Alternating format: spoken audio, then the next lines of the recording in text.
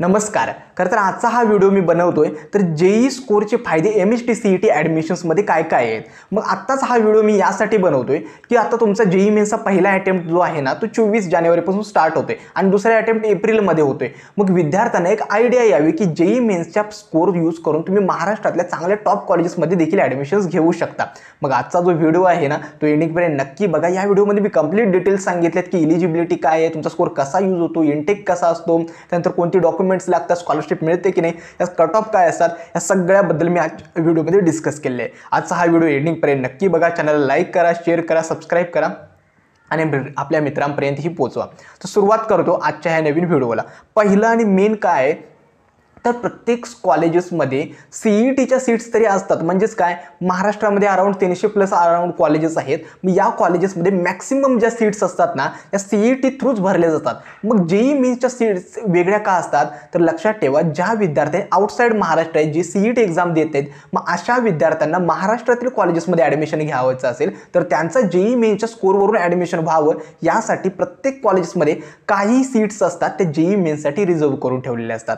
मग आता सीट्स किती असतात लक्षात ठेवा. प्रत्येक कॉलेजेसमध्ये मी एक एक्झाम्पल अज्युम करतो. एखाद्या कॉलेजेसमध्ये एखादी XYZ ब्रँच आहे, उदाहरणार्थ एक कॉम्प्युटर इंजिनिअरिंग ब्रँच आहे, त्यामध्ये 60चा जरी इंटेक असेल, प्रत्येक ब्रँचमध्ये हा इंटेक जास्त असतो. सो अज्युम करूया की मी 60चा जरी इंटेक असेल तर 60 पैकी 15% सीट्स म्हणजेच काय 9 सीट्स या जेई मेन्सच्या स्कोरवरून भरल्या जातात. मग या सीट्स आता लक्षात ठेवा, या 60 सीट्समध्ये सुद्धा भरपूर काय असतात. म्हणजे तुमचे रिझर्वेशन असतं, institutional seats, management quota seats, या सगळ्या असतात. परंतु ओव्हरऑल टोटल सीट्सपैकी 15% सीट्स या जेई मेन्सच्या विद्यार्थी थ्रू भरल्या जातात.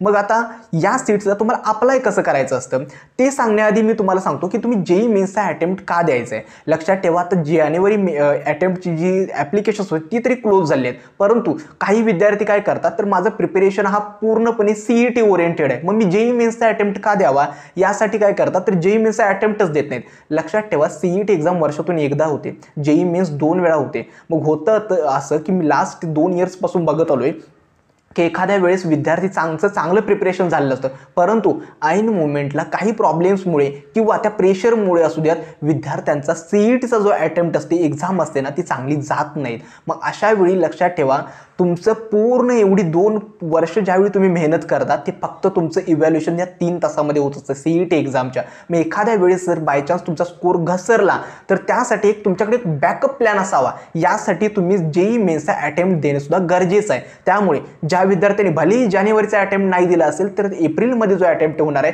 तो नक्की तुम्हाला अप्लाय करायचा आहे. त्यामुळे जेई मेन्स ही exam as a backup plan म्हणून स्कोर हा तुमच्यापाशी असू द्यात. भलेही तुम्हाला NIT मध्ये नाही जायचं आहे, परंतु ॲटलिस्ट तुम्हाला तो स्कोर करून एका चांगलं कॉलेज तरी महाराष्ट्रामध्ये सिक्युअर करता येईल यासाठी मी सांगतोय. आता कोणकोणती कॉलेजेस हा जेई मेन्सचा स्कोर ॲक्सेप्ट करतात. गव्हर्नमेंट कॉलेजेस जेई मेन्सचा स्कोर ॲक्सेप्ट करत नाहीत. लास्ट इयरपासून COEP कॉलेज, जे college of engineering Pune technological university झालेलं आहे, ते सुद्धा लास्ट इयरपासून JEE mains through score accept करून ॲडमिशन्स घेत आहे. आता जी काही कॉलेजेस आहेत, उदाहरणार्थ बघा, COEP आहे, PICT आहे, त्यानंतर SPIT आहे, PCCOA आहे, VIT आहे, ही जी टॉप कॉलेजेस आहेत ना ही जेई मेन्सचा स्कोर ॲक्सेप्ट करतात.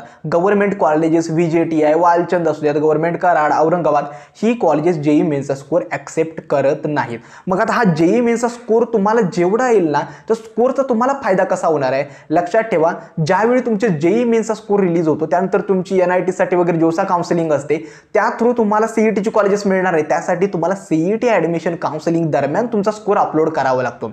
ज्यावेळी तुमची CET एक्झाम होते त्यानंतर 1-1.5 महिन्यानंतर CET काउन्सिलिंग स्टार्ट होते, त्यावेळी तुम्हाला पुन्हा रजिस्ट्रेशन करावं लागतं आणि त्या रजिस्ट्रेशन दरम्यान तुम्हाला हा जेई मेन्सचा स्कोर सुद्धा तुमच्या प्रोफाईलमध्ये ॲड करावं लागतो. तर विचारलं असतं, have you given the JEE Main attempt, yes करून तुम्हाला तो स्कोर ॲड करायचा असतो.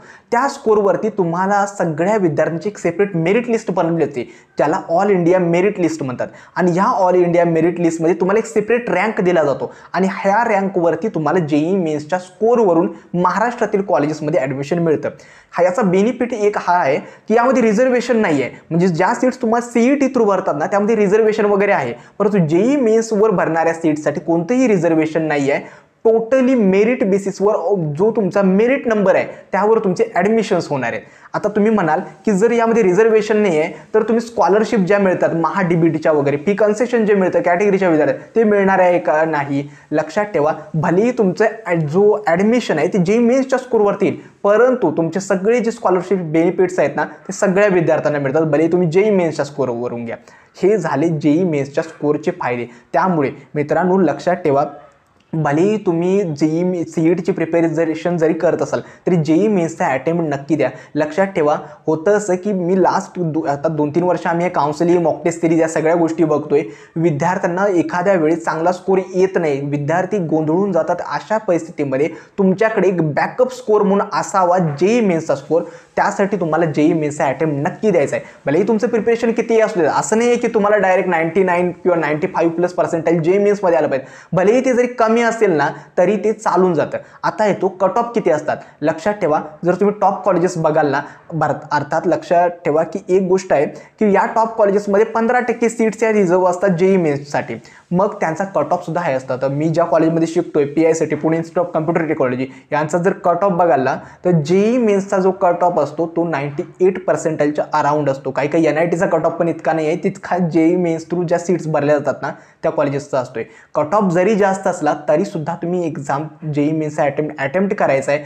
तो स्कोर तुम्हाला CET काउन्सिलिंग दरम्यान ज्या 15% सीट्स असतात त्यामध्ये तुम्हाला भरपूर उपयुक्त होणार आहे. कारण जर आजचा जो व्हिडिओ होता तो तुम्हाला क्विक एक इंट्रोडक्शन किंवा एक आयडिया द्यायची होती की ह्या JEEच्या स्कोरचा सुद्धा तुम्हाला CET ॲडमिशन दरम्यान उपयोग होणार आहे. आजचा हा व्हिडिओ कसा वाटला हे देखील मला कमेंट सेक्शनमध्ये कळवा. कोणत्याही नवीन टॉपिकवरती जरी व्हिडिओ असेल ना ते देखील मला कमेंट सेक्शनमध्ये कळवा. येणाऱ्या व्हिडिओमध्ये मी सगळे टॉपिक्स वगैरे कव्हर करत जाईल. आजचा हा व्हिडिओ मी येथेच थांबवतो. धन्यवाद.